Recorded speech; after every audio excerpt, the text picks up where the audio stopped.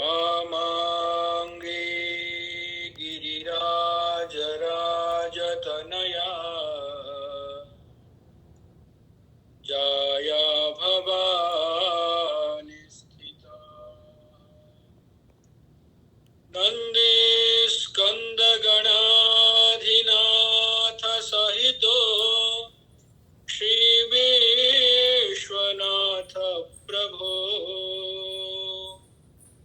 केदारांचल संस्थितो हि सततं कुर्यात् सदा मंगलम् वंशी विभूषितकरान्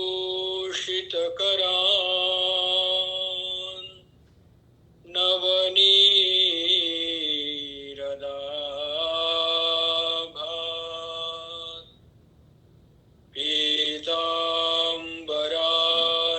पीताम्बरादरुणबिम्ब फलाधरोष्ठात्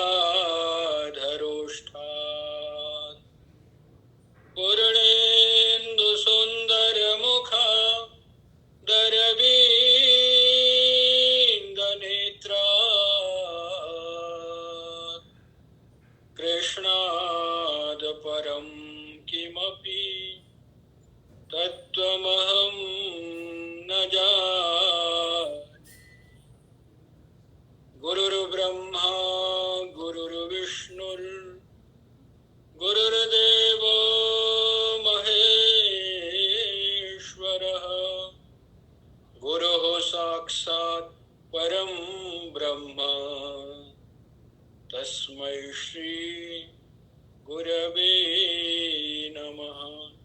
तस्मै श्री गुरवे नमः।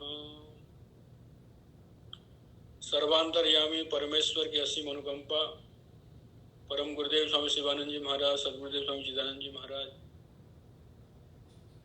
उनकी मंगलमयी सूक्ष्म उपस्थिति सत प्रेरणा से हम लोग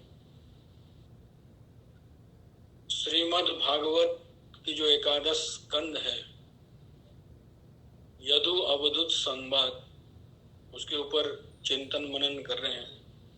आप सब आदरणीय उपस्थिति, मातृशक्ति तथा सज्जन हो। जो प्रसंग हम लोग चिंतन कर रहे हैं, भगवान श्री कृष्ण स्वयं ये बात अपने सखा को बताए, उद्धव जी को। और इन सब चीजों को यदि हम लोग मनन करेंगे और अपने जीवन में यदि धारण करेंगे तो स्वाभाविक हम लोगों का भी आत्म कल्याण होगा। तुलसीदास जी को किसी ने कहा कि मनुष्य शरीर क्या चीज है। तुलसीदास जी ने बहुत सुंदर जवाब दिया। वो कहे जो मनुष्य शरीर है ये कल्प वृक्ष है। आप जैसी कल्पना करेंगे उस प्रकार फल आपको प्राप्त होगा। इस शरीर के द्वारा रावण ने शक्ति मांगी, और प्रहलाद ने भक्ति भगवान को मांगी तो उनको उद्धव अर्जुन ने ज्ञान की जिज्ञासा की तो उनको ज्ञान प्राप्त। लेकिन जो आम व्यक्ति है वो संसार मांगते हैं और उनको संसार की प्राप्ति होती है। अनंत जन्मों से हम लोग संसार में भटकते रहते हैं, भटक रहे हैं, फिर भी विवेक नहीं जागृत होता कि हम लोगों का जो श्रेय है, सबसे जो उत्कृष्ट लक्ष्य है, ध्येय है, वो क्या है, व्यक्ति विवेक नहीं कर पाता है। गुरुदेव स्वामी शिवानंद जी महाराज हर पल कहते थे कि तुम विवेकी बनो, लक्ष्य को स्थिर करो। लक्ष्य से दृष्टि को मत हटाओ और अपने जीवन शैली को उसके अनुरूप बनाओ, ताकि आप अक्षय सुख प्राप्त करेंगे, शाश्वत शांति प्राप्त करेंगे। तो इसलिए जो मनुष्य जीवन है बहुत कीमती है। संसार के विषय भोगों में अथवा संसार के चिंतन में यदि आप नष्ट कर देते हैं तो मनुष्य जन्म व्यर्थ चला जाता है। पता नहीं फिर कब आपको प्राप्त होगा, कोई बता नहीं सकता। और जिसका जैसा कर्म होगा उस कर्म के अनुरूप उसको अनेक लोकांतरों में भ्रमण करना पड़ेगा। तो इसलिए इतना सुंदर समय हम लोगों को प्राप्त हुआ है, सदुपयोग करके आत्म साक्षात्कार करना चाहिए। यदु दत्तात्रेय संवाद जो है, उन्होंने सबसे पहला गुरु पृथ्वी को माना, पृथ्वी से उन्होंने शिक्षा ली और पृथ्वी के जो विकार है,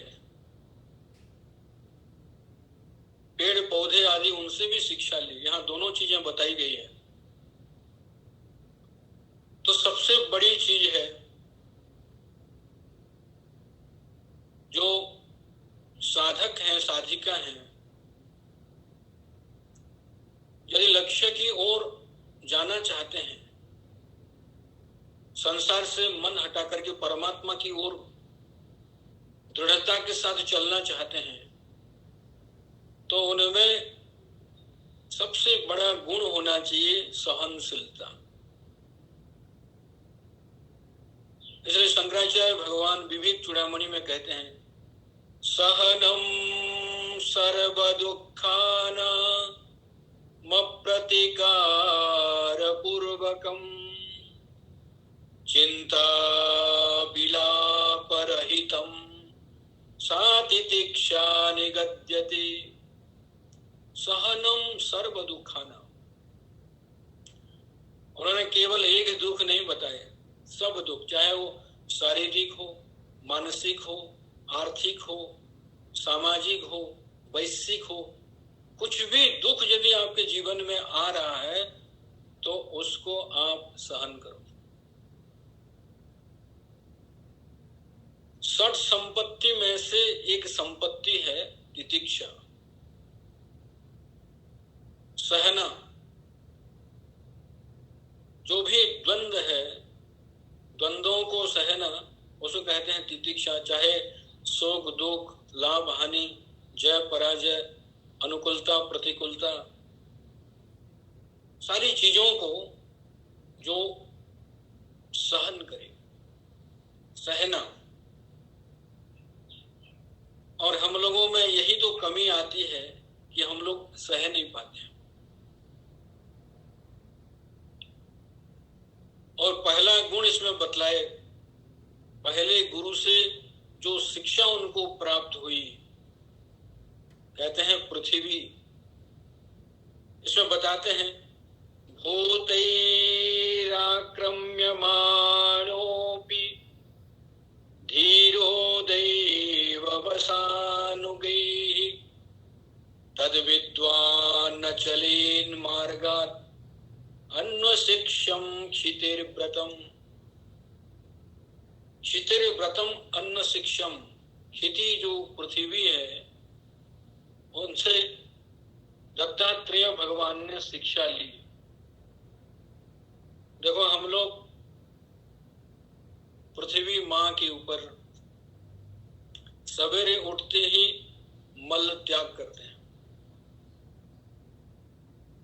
कृषक लोग खेती करते हैं तो नंगल से युतना प्रारंभ करते हैं, युद्धते हैं। बहुत बड़े बड़े गड्ढा बनाया जाता है पानी का व्यवहार करने के लिए, उपयोग करने के लिए। पृथ्वी माता चिंता विलाप नहीं करती है। सहनम सर्व दुखानम, देखो वहां सब दुख को सहन आप करो, लेकिन कैसे? चिंता विलाप रहितम। थोड़ा कुछ हो जाए तो व्यक्ति विलाप करता है, चिंता करने लग जाता है कि क्या होगा, क्या स्थिति होगी, मेरा क्या होगा। अब जैसे छोटे छोटे बच्चे हैं, अब गिर जाएंगे रोएंगे, भूख लगेगी रोएंगे, कोई कुछ डांट देता है रो लेते हैं। बालानाम रोदनम बलम, बच्चों का बल तो वही है। लेकिन कोई बड़ा व्यक्ति है, भूख लगती है तो रोते हैं क्या? आप रोते नहीं हैं, प्रयास करते हैं। कहीं गिर भी जाएंगे तो थोड़ा आगे पीछे देखेंगे, फिर हाथ और पैर झाड़ने लगते हैं, और लेकिन रोते नहीं है, चिल्लाते नहीं है, विलाप नहीं करते हैं।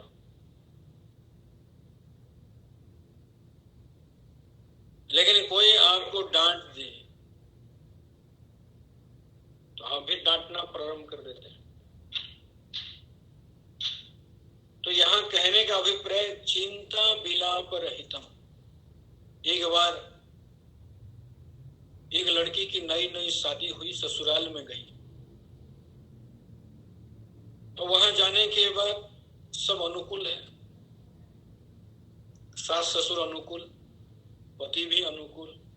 लेकिन उनके जो पतिदेव थे बंबई में नौकरी करते थे। तो कुछ दिन के बाद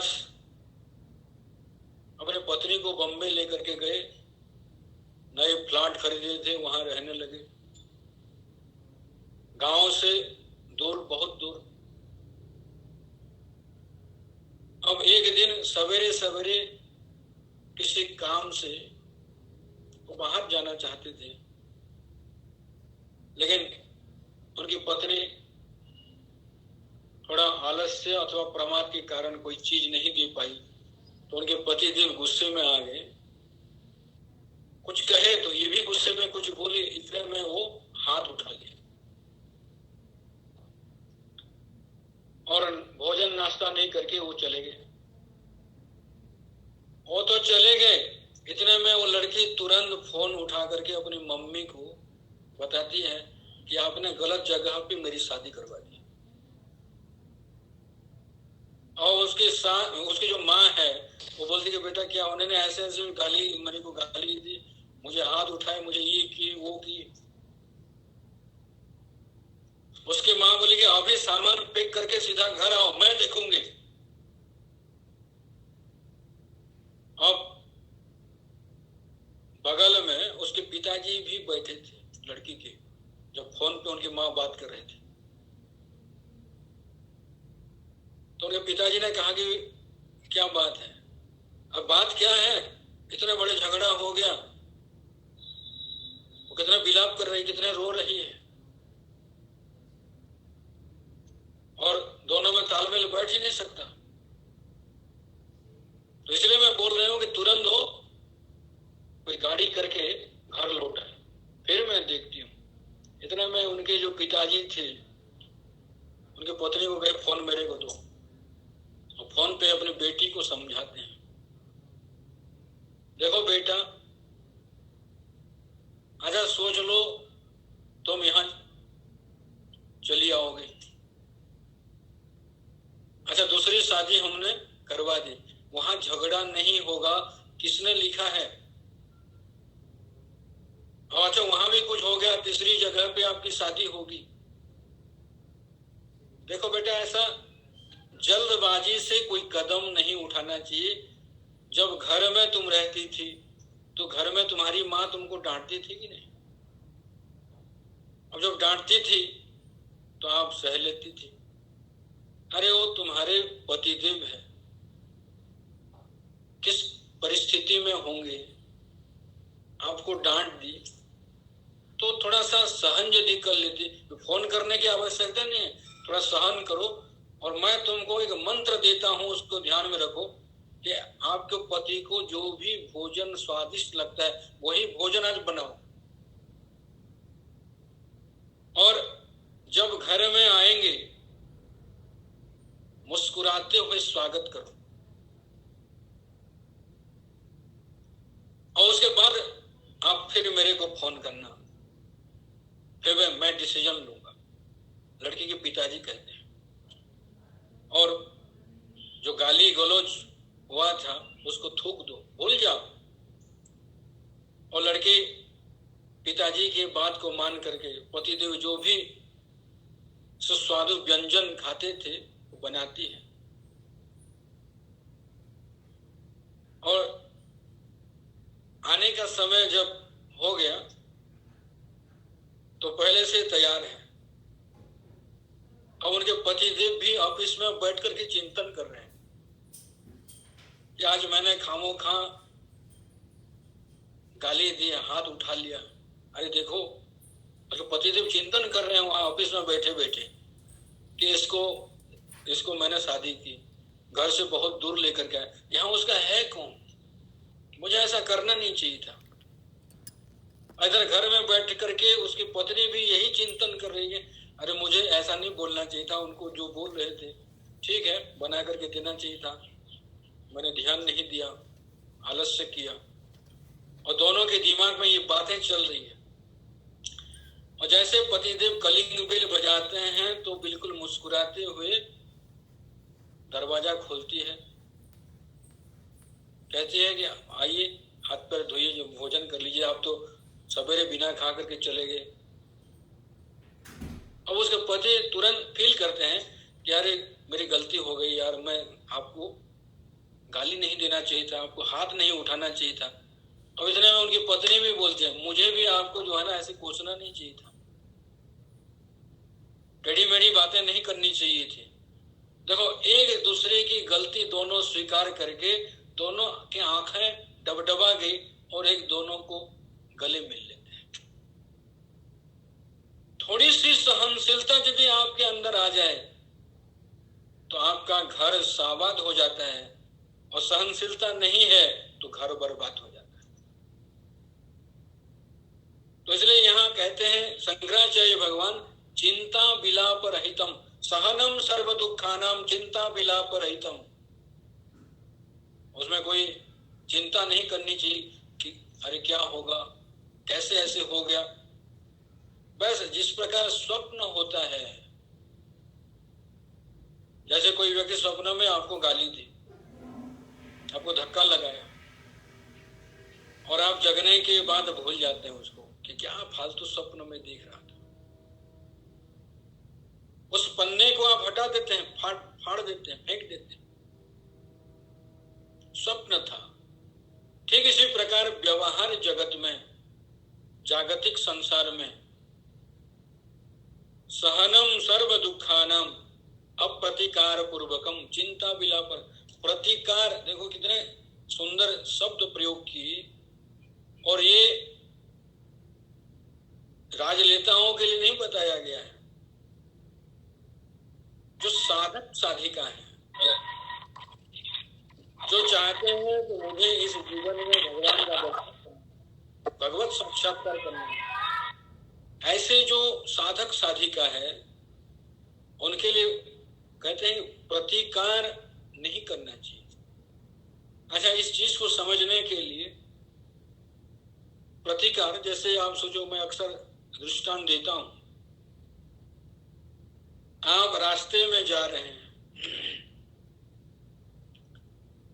और किसका कर्म कब किस समय किसको क्या फल दे रहा है कोई नहीं बता सकता, परमात्मा के सिवा। रास्ते में चलते चलते आप जा रहे हैं और एक जगह पे फिसलन है, आप ठीक से देखे नहीं, आपके पैर पड़ा, आप फिसल गए और आप को चोट लगी और हड्डी भी टूट गई। अच्छा सोचो, वहां आप किसको कहेंगे कि आपने मुझे धक्का लगाया, आपने मेरा पैर तोड़ दिया। किसको? आप पृथ्वी माता को लात मारेंगे क्या? उस जगह पे आप अपने मन को संतुष्ट करते हैं और स्वयं सोचते हैं यार मेरी ही गलती हुई, फिसल गया, मैं पैर टूट गया। लेकिन कर्म सिद्धांत को हम समझ नहीं पाते हैं। सामने वाला व्यक्ति यदि कुछ कहे, परिवार की बात आप सोचिए, चाहे भाई भाई में है, पति पत्नी में है, बाप बेटे में है, तो उस जगह पे व्यक्ति सहन नहीं करता। क्यों? क्योंकि व्यक्ति हर समय एक अलग रोष पे रहता है कि मैं भी हिसाब किताब चुकता करूं।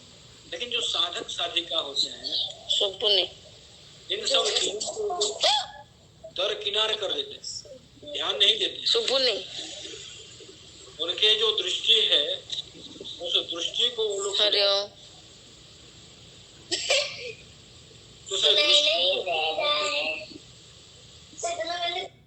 उस अवस्था में आपको बहुत विचार करना पड़ेगा। जिस संसार में हम लोग आए हुए हैं, बहुत ही अल्प समय के लिए और क्षण भंगुर है। अपना कार्य को ठीक ठीक संपादन करने के लिए आगे बढ़ना चाहिए। तो इसलिए यहाँ जो पृथ्वी माता है, वहां से इन्होंने शिक्षा ली। भूमिराक्रम्यमाणोपि, चाहे पृथ्वी को कोई छेदन करे, भेदन करे, तोड़े, काटे, कुछ भी करे, पृथ्वी माता उसके ऊपर कोई एक्शन नहीं लेती है।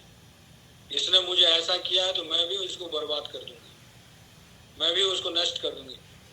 जैसे वो शांत रहती है,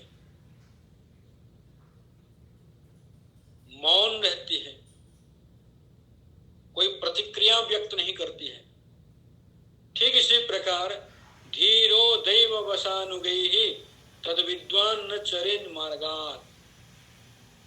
जो विद्वान व्यक्ति है, साधक व्यक्ति है, अपने मार्ग से कभी भी प्रच्युत न हो। कहने का मतलब आप साधना के मार्ग में चल रहे हैं, आगे बढ़ रहे हैं, तो बीच में हटना नहीं चाहिए।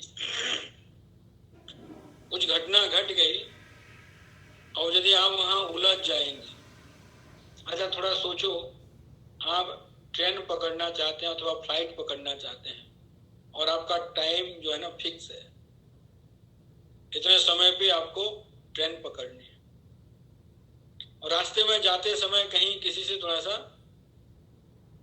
धक्का मुक्की हो गई और वो व्यक्ति उलझना चाहता है, लेकिन आप उलझेंगे नहीं क्योंकि आप टाइम दे देते हैं, यार गाड़ी चली जाएगी, आप हाथ जोड़ से चलो भाई गलती हमारी हो गई, कोई बात नहीं, जो भी भूल है मेरी है, क्षमा कर दो। व्यक्ति वहां हाथ जोड़ता है। ट्रेन छूट जाएगी, अरे आपकी ट्रेन छूट भी जाएगी तो 500, 1000, 2000 रुपया आपका चला जाएगा। इसके लिए आप बार बार हाथ जोड़ते हैं, गिड़गिड़ाते हैं और उस टॉपिक को वहां खत्म करना चाहते हैं, आगे बढ़ने के लिए तैयार रहते हैं। लेकिन आपको इतने मधुर जीवन प्राप्त हुआ है, दिव्य जीवन प्राप्त हुआ है, जिसके द्वारा आप भगवत दर्शन कर सकते हैं, उसके प्रति आप सचेत नहीं है। कोई भी घटना घटती है तो आप उलझ जाते हैं। अब लोग लंबे समय तक 10 साल, 20 साल, 25 साल कोर्ट लड़ते रहते हैं। व्यक्ति उलझा हुआ है संसार में। तो इसलिए जो धीर व्यक्ति है, देखो धीर शब्द का अर्थ शास्त्र में किया गया है, विकार हेतु सति विक्रियन्ते येषां न चेतांसि तयैव धीरा। विकार के संपूर्ण हेतु आपके चारों तरफ है। विक्रियन्ते येषां न चेतांसि, जिसके चित्त को विकार प्राप्त नहीं होता है, वही धीर पुरुष है। और यदि आप विकार को प्राप्त हो गए तो आप तो बिल्कुल सामान्य व्यक्ति हैं। तो यही तो साधना करनी पड़ती है। देखो, हिमालय में जाकर के आप साधना कर सकते हैं, कहीं गंगा किनारे, नर्मदा किनारे जाकर के आप साधना कर सकते हैं, कहीं एकांत स्थान में जाकर के आप साधना कर सकते हैं, क्योंकि वहां आपके सिवा दूसरा कोई है ही नहीं, आप वहां साधना कर रहे हैं। लेकिन आपकी जो साधना है वो फलीभूत है कि नहीं है, कैसे आपको पता लगेगा? जब आप समाज के पास रहते हैं और वहां जो घटनाएं घटती है और उस घटनाओं से यदि आपका चित्त विकृत हो जाता है तो आपकी साधना व्यर्थ हो गई। इसलिए स्वामी शिवानंद जी महाराज क्या कहते हैं, आप जहां है, जिस जगह पे है, जिन लोगों के साथ आप रहते हैं, वहीं से आप साधना शुरू करिए, वहीं साधना करें। क्यों? वहां आपको बहुत सारी विपरीत स्थिति मिलेगी और उस विपरीत परिस्थिति में भी आप अटल और अडिग रहते हैं। आपके जो चित्त है शांत और प्रशांत है, मस्त है, विकार उसको स्पर्श नहीं करता है। तो इसीलिए उस मार्ग से धीर पुरुष, देखो, जब आप साधना करते हैं, साधना की अवस्था में, कहने का मतलब कोई गहरी वस्त्र पहना है तो वही साधना करता है, सिवाय गृहस्थ लोग भी बहुत साधना करते हैं, बहुत बड़े बड़े साधक हुए हैं, बहुत बड़े बड़े भगवत साक्षात्कारी पुरुष हुए हैं। तो जब आप साधना करते हैं उस समय आपको ध्यान रखना है कि जीवन को कैसे बनाना है, क्या रूप देना है, ताकि संसार में रहते हुए संसार से अलिप्त, संसार मुझे विचलित न कर सके। जैसे रामकृष्ण परमहंस कहा करते थे, संसार में आप जरूर रहिए, लेकिन आपके अंदर संसार नहीं होना चाहिए। तो दृष्टांत देते हैं, जल के अंदर नाव तो रहे, लेकिन नाव के अंदर जल नहीं होना चाहिए। क्यों? नाव के अंदर यदि जल आ गया तो नाव डूब जाएगी। तो ठीक इसी प्रकार संसार में आप रहते हैं तो कोई परेशानी नहीं है, लेकिन आपके अंदर संसार नहीं रहे। संसार का अभिप्राय शरीर और परिवार आदियों में जो मैं मेरा भाव होता है ना, इसी को संसार कहते हैं। तो दिखाई पड़ रहा है उससे आपको कोई हानि नहीं है, लेकिन जिस जगह मेरा भाव आ जाता है आप परेशान, वही विक्षेप का कारण बनता है। तो इसलिए साधना करते समय कोई जान करके आपको परेशान करना चाहता है, कोई अनजान में परेशान करना चाहता है, दुख देना चाहता है, लेकिन दोनों अवस्थाओं में आप अडिग रहे। जैसे भगवान बुद्ध थे, जब उनको बुद्धत्व की प्राप्ति हुई, कई जगह भ्रमण करके ज्ञान की